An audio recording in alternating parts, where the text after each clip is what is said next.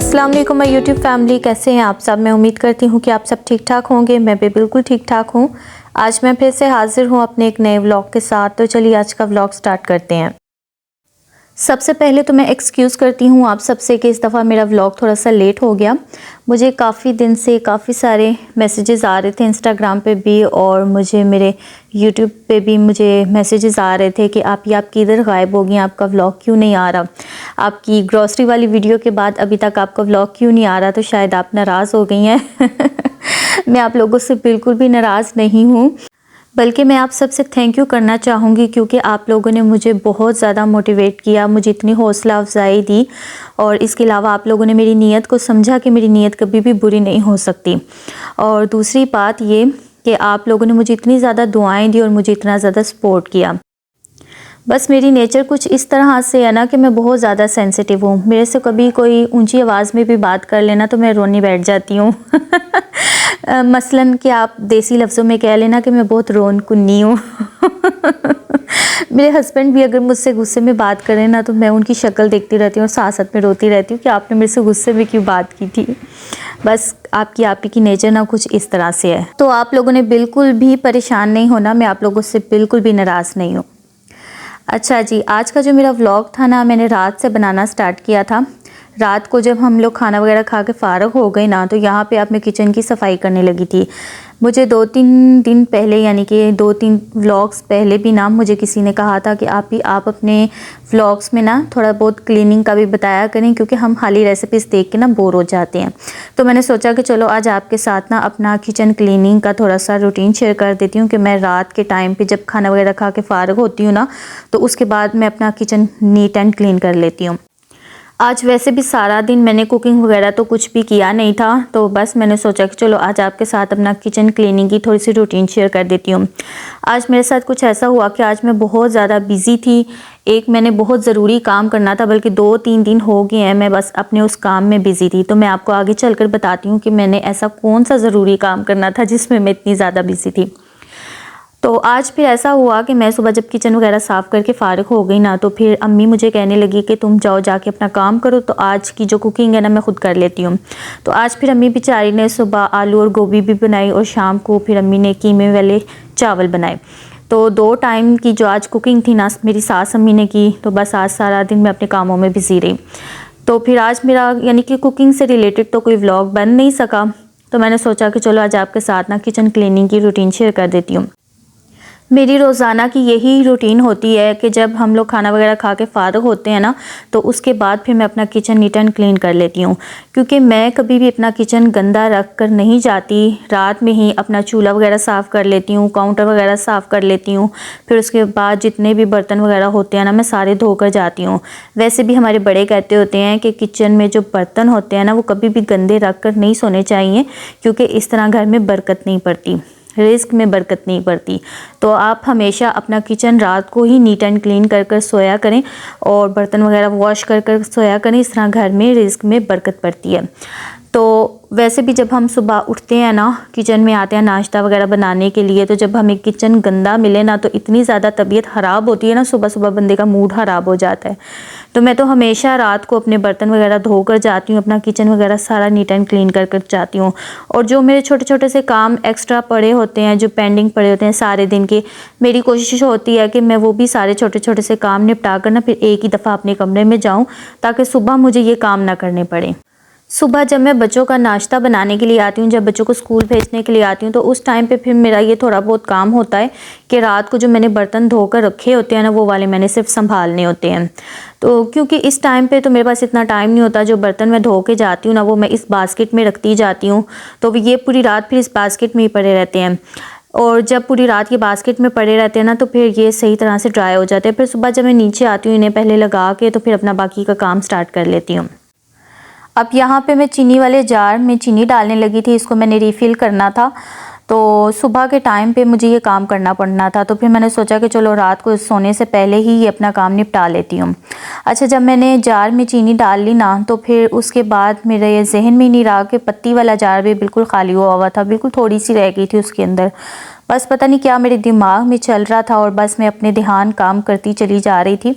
तो बस ये चीनी वाला जार मैंने जो है रिफ़िल कर लिया और जो पत्ती वाला जार था ना उसमें थोड़ी सी पत्ती रह गई थी। फिर मैंने अगले दिन उठकर ना सुबह फिर मैंने उसको रिफ़िल किया। बस कभी कभी इंसान का दिमाग बिल्कुल भी काम नहीं करता। जब हम काम कर रहे होते हैं ना, पता नहीं हमारा दिमाग कहाँ पे सातवें आसमान पे पहुंचा होता है कि वो काम करना ही छोड़ जाता है। अच्छा जी, अब यहाँ पे जो है ना हमारा किचन साफ़ सुथरा हो गया था। ये देखें, बिल्कुल मैंने अपना किचन ना नीट एंड क्लीन कर दिया है। पानी वाली बॉटल्स भी मैंने भर कर रख दी थी, बर्तन सारे वॉश करके रख दिए थे, काउंटर चूल्हा हर चीज़ मैंने बिल्कुल साफ़ सुथरी कर दी थी। फिर इसके बाद ऐसा होता है कि जब मैं अपने कमरे में चली जाती हूँ ना तो मैं बिल्कुल टेंशन फ्री हो जाती हूँ। मुझे पता होता है मेरा किचन बिल्कुल नीट एंड क्लीन हो गया। तो अब यहाँ पे हमने किचन की लाइट्स कर दी ऑफ। तो अब हम जा रहे थे अपने कमरे में।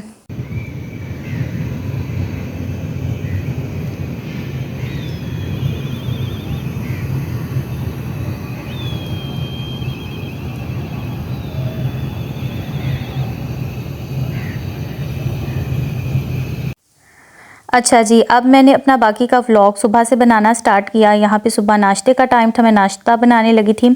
तो आप सब में ऐसा कौन है जिसको रात का पता नहीं चलता? हालांकि रात इतनी ज़्यादा लंबी हो चुकी है ना, लेकिन मुझे रात का बिल्कुल भी पता नहीं चलता। बस पता चलता है कि पलक झपकी और सुबह हो गई। असल में मेरे बच्चे हैं, अभी छोटे हैं, रात को भी जागते हैं, तंग करते हैं। तो सुबह फिर मैंने 5:30 बजे उठना होता है। तो बस सारी रात मेरी कुछ बच्चों के साथ ड्यूटी में गुजर जाती है। कभी नींद पूरी हो जाती है, कभी नींद पूरी नहीं होती। बस ऐसे ही मेरी रात पूरी गुजर जाती है। अच्छा, कल अम्मी ने आलू और गोभी का सालन बनाया था, तो आज यहाँ पे मैं ना दादों के लिए गोभी वाला पराठा बनाने लगी थी। वैसे तो हमारे घर में ना आलू गोभी को इतनी ज़्यादा पसंद नहीं की जाती, ना ही इसके पराठे शौक से खाए जाते हैं। लेकिन जो हमारी दादू हैं ना, ये देसी दादू हैं। इनको गोभी वाले पराठे, मूली वाले पराठे, यानी कि देसी घी में बने हुए पराठे ना इनको पसंद है। तो यहाँ पे मैं दादों के लिए गोभी वाला पराठा बना रही थी। सबसे पहले तो मैंने जल्दी जल्दी से अंडे उबाल लिए और चाय बना ली, क्योंकि मेरे हस्बैंड ने आज सिर्फ उबले हुए अंडे खाने थे और साथ चाय पीनी थी। तो फिर मैंने जल्दी जल्दी से चाय बनाई, अंडे उबाले और फिर उसके बाद मैंने दादों के लिए गोभी वाला पराठा बना लिया था। आजकल गैस की लोड शेडिंग होना शुरू हो गई है, तो इस टाइम पर ना गैस का प्रेशर बहुत ज़्यादा कम हो जाता है। तो इतनी मुश्किल से मैं नाश्ता बना रही होती हूँ ना सुबह के टाइम पर, और गैस की लोड शेडिंग की वजह से ना हमारा नाश्ता भी आजकल काफ़ी लेट होना शुरू हो गया है। तो हम लोग लेट नाश्ता करके फारिग होते हैं, तकरीबन 10 बज जाते हैं हमें नाश्ता करते करते। अक्सर ऐसा होता है कि हम लोग नाश्ता कर रहे होते हैं तो आंटी आ जाती हैं सफाई करने के लिए, तो उन बेचारी को फिर बैठकर थोड़ा इंतज़ार करना पड़ता है। तो फिर मैं भी उनको जल्दी जल्दी से ना एक कप चाय दे देती हूँ। मैं कहती हूँ चले आप भी बैठ के ना हमारे साथ थोड़ा बहुत नाश्ता इंजॉय करें। क्योंकि आजकल सर्दी है ना, और वैसे भी वो बेचारी बाहर सर्दी में से आती हैं और है भी काफ़ी, यानी कि एज की हैं वो आंटी। तो फिर मैं उनको जल्दी जल्दी से ना एक कप गरम गरम चाय दे देती हूँ, तो वो बेचारी को सुकून मिल जाता है थोड़ा सा। यहाँ पे देखे दादों का पराठा बनकर रेडी हो चुका था, साथ ही मैंने दादों को उबला हुआ अंडा दे दिया था। तो ये आप मेरी दादों से मिलिए। आप लोग पूछते हैं ना कि आपकी दादो भी हैं, ये मेरे हस्बैंड की दादो है माशाल्लाह। ये हमारे साथ ही रहती हैं, बस कुछ टाइम के लिए ना ये लाहौर गई हुई थी अपनी, यानी कि उनकी बेटी होती है ना लाहौर में, तो उनके पास रहने के लिए गई हुई थी। तो दादों को नाश्ता देने के बाद यहाँ पे मैं अपने लिए नाश्ता रेडी कर रही थी। ये रात को अब्बू से मैंने नाश्ता मंगवाया ना बेकरी का, तो ये चिकन वाले सैंडविच लेकर आए थे। तो फिर मैंने एक सैंडविच गरम किया, मैंने कहा चलो चाय के साथ ना इसी को खा लेती हूँ। बहुत मज़े के ये सैंडविच थे। ये केक्स एंड बेक्स से हम लोग नाश्ता मंगवाते हैं ना, तो वहाँ से अब्बू लेकर आए थे। तो बहुत मज़े के ये सैंडविच थे। तो ये फिर मैंने चाय के साथ एक ले लिया था, बल्कि सारा तो मेरे से खाया नहीं था गया। इसमें से एक पीस मैंने अपनी सास अम्मी को दे दिया, तो 2 पीस मैंने खुद खा लिए थे। लेकिन जब मैंने ये दोनों पीस खाए ना, तो फिर दोपहर को मुझे बिल्कुल भी भूख नहीं लगी खाना खाने के लिए। तो फिर इस टाइम पे मेरे हस्बैंड जा चुके थे नाश्ता करके। तो आजकल मैं कुछ लेट हो जाती हूँ, क्योंकि हम ज़्यादा बंदे हो गए हैं ना घर में, तो नाश्ता बनाने में टाइम लग जाता है। तो फिर आजकल मैं हस्बैंड के साथ नाश्ता नहीं कर रही, फिर मैं, मेरी सास अम्मी और दादो हम सब मिलके बैठ के नाश्ता करते हैं। फिर नाश्ता वगैरह करने के बाद फिर हमने जल्दी जल्दी से अपना घर का काम स्टार्ट कर लिया। आंटी सफाई करने के लिए आई थी, वो सफाई करके चली गई, और फिर मैंने जल्दी जल्दी से अपना किचन साफ़ कर लिया। तो ये देखें, सारा घर मेरा नीट एंड क्लीन हो गया था। तो ये तकरीबन हमारे यहाँ पे 12 बजे का टाइम था, जब हमारी सफाई भी हो गई थी, किचन भी साफ़ हो गया, सारे बर्तन वगैरह वॉश करके सारे संभाल दिए। तो अब यहाँ पे हमारे दोपहर के खाने का टाइम हो रहा था। तो आज के खाने में मैं बनाने लगी थी आलू चिकन का सालन। तो मैंने सोचा कि चलो आज आपके साथ ना आलू चिकन के सालन की रेसिपी भी शेयर कर देती हूँ। तो चले सबसे पहले तो हम अपनी आज की रेसिपी को स्टार्ट कर लेते हैं। यहाँ पे मैंने पैन में हस्बे ज़रूरत कुकिंग ऑयल शामिल कर लिया है और फिर इसके अंदर मैंने 3 अदद बारीक कटे हुए प्याज शामिल कर दिए हैं। अच्छा, प्याज डालकर हमने इसको हल्का हल्का सा फ्राई कर लेना है, यानी कि इसको भून लेना है। जब प्याज का कलर इस तरह से गोल्डन सा हो जाएगा ना, तो फिर इस स्टेज पे आके हमने इसके अंदर थोड़ा सा पानी शामिल करना है। हमेशा की तरह फिर से मैं आपको बताऊँगी कि जब भी हम पानी डालकर प्याज को भूनते हैं ना, तो इस तरह से प्याज जल्दी मैश हो जाते हैं। अक्सर आपके सालन में प्याज साबुत नज़र आते हैं ना, तो इस तरह पानी डालकर जब आप प्याज़ों की भुनाई करेंगे तो आपके प्याज कभी भी साबुत नहीं रहेंगे। फिर इसके अंदर हमने 1 टेबलस्पून लहसुन का पेस्ट और 1 टेबलस्पून अदरक का पेस्ट शामिल करके ना, फिर इन तीनों चीज़ों की हमने अच्छी तरह से भुनाई कर लेनी है।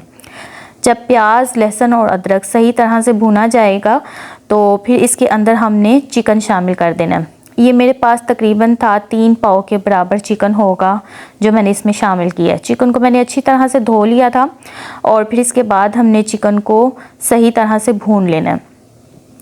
जब चिकन भी सही तरह से भुना जाएगा ना, इसका कलर चेंज हो जाएगा, तो फिर इस स्टेज पे आके हमने इसमें स्पाइसेस ऐड करने हैं, जिसमें जाएगा 1 टेबलस्पून नमक, 1 टीस्पून लाल मिर्च, 1 टीस्पून कश्मीरी लाल मिर्च, 1 टीस्पून हल्दी पाउडर, 1 टेबलस्पून खुश्क धनिया पाउडर और हाफ टेबलस्पून साबुत ज़ीरा। और थोड़ा सा हम इसमें पानी डालेंगे ताकि मसाले जो है ना वो पैन के साथ चिपके ना।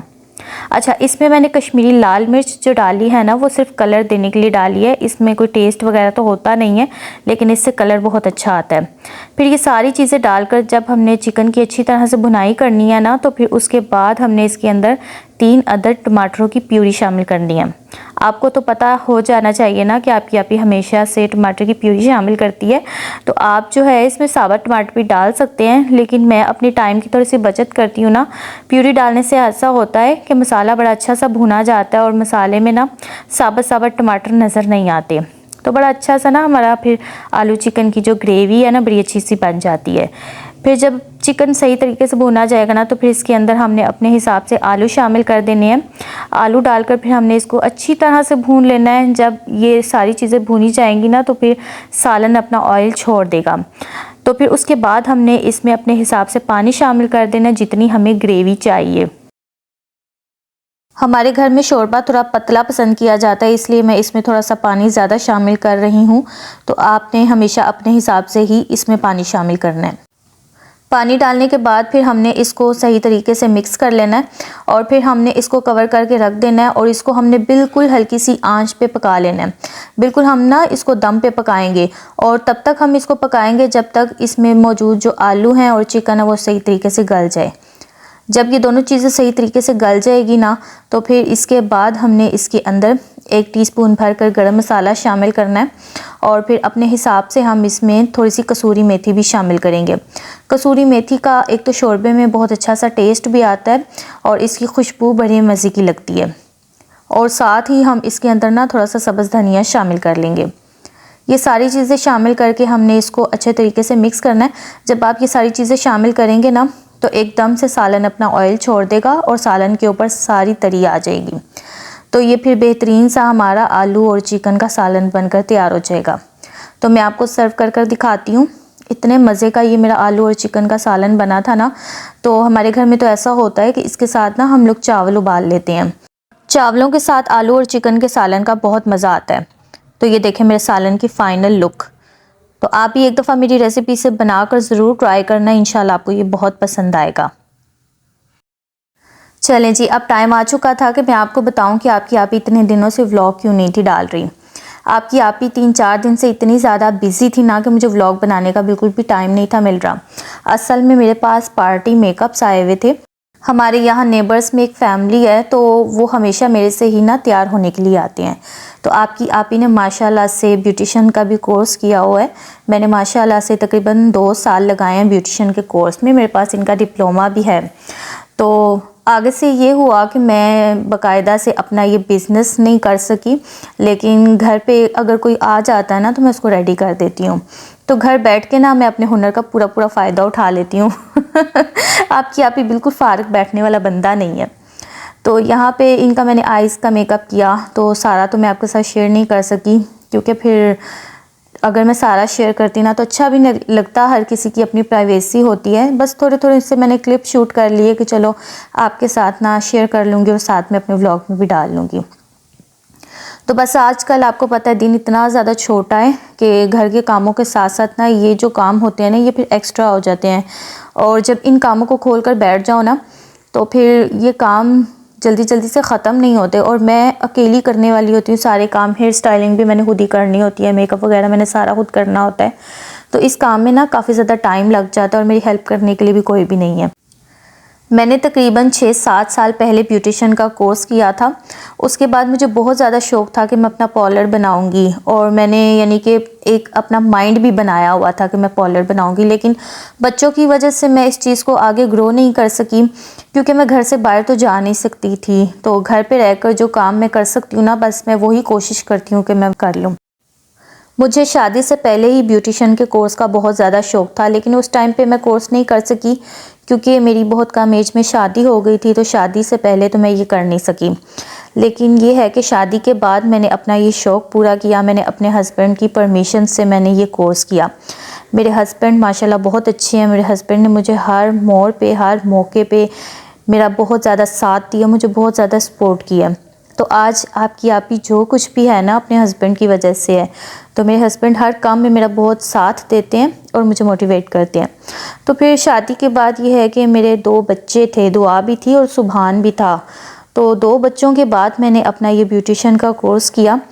फिर कोर्स करने के बाद ये है कि मैं आगे से पार्लर नहीं बना सकी, इस चीज़ को बाकायदा से मैं ग्रो नहीं कर सकी। लेकिन जिस को पता है ना कि मैंने ब्यूटिशियन का भी कोर्स किया हुआ है और फिर वो मेरे पास आ जाते हैं तो मैं उन्हें रेडी कर देती हूँ, साथ में मैं उनसे चार्जेस भी ले लेती हूँ। फ्री में मैं उनको रेडी नहीं करती, अपने हुनर का ना पूरा पूरा फ़ायदा उठाती हूँ। जाहिर सी बात है, मैंने इतने ज़्यादा पैसे लगा कर मैंने सीखा है तो घर पे बैठ के मैं अपने हुनर का ना पूरा पूरा फ़ायदा लेती हूँ। बस आजकल आपकी आपी बहुत ज़्यादा यहाँ पे बिज़ी हुई हुई थी, जिसकी वजह से ना आपकी आपी ने व्लॉग्स डालना थोड़ा लेट कर दिया। तो बस ये मेरा 3 दिन का काम था, उसके बाद मैं बिल्कुल फ्री हो गई हूँ। तो अब यही है कि जैसे मेरे रूटीन से व्लॉग्स आ रहे थे ना, बिल्कुल रूटीन से ही आया करेंगे इंशाल्लाह। तो अच्छा, एक और बात मैं आपसे कहना चाहूँगी कि आजकल में ना मेरा एक शॉर्ट वायरल हुआ है गुलाब जामुन का। तो वो जो मेरा शॉर्ट था ना, उसके ऊपर मैंने सॉन्ग लगाया हुआ है। वो जब मैं नए नए शॉर्ट्स बनाना शुरू किए थे ना, वो मेरा बहुत पुराना शॉर्ट है। तो मुझे काफ़ी सारे लोग कमेंट करके कहते हैं कि आप तो पहले नाते लगाती थी, अब आपने भी गाने लगाना शुरू कर दिए हैं। तो मैं एक दफ़ा आपको बता दूँ, अगर आप में से कोई भी मेरा वो शॉर्ट देखे ना, तो आप भी ये मत समझिएगा कि आपकी आपी ने गाने लगाने शुरू कर दिए हैं। तो वो मेरा ना 1 साल पुराना शॉर्ट है जो मेरा अभी जाके वायरल हुआ है। तो मैंने कहा ज़रा मैं आपको क्लियर कर दूं, ये ना हो कि आप नाराज़ हो जाएं कि आपकी आपी ने भी ना गाने लगाने शुरू कर दिए। तो जी, ये था मेरा आज का व्लॉग। मैं उम्मीद करती हूँ कि आपको मेरा आज का व्लॉग पसंद आया होगा। व्लॉग पसंद आए तो वीडियो को लाइक करें, शेयर करें, कमेंट बॉक्स में मुझे अपना फीडबैक ज़रूर दीजिए कि आपको मेरा आज का व्लॉग कैसा लगा। अगर आप मेरे चैनल पर न्यू हैं तो चैनल को सब्सक्राइब कर लें। फिर से मिलेंगे अपने नेक्स्ट किसी अच्छे से व्लॉग के साथ। तब तक के लिए अपनी दुआओं में याद रखिएगा। अल्लाह हाफिज़।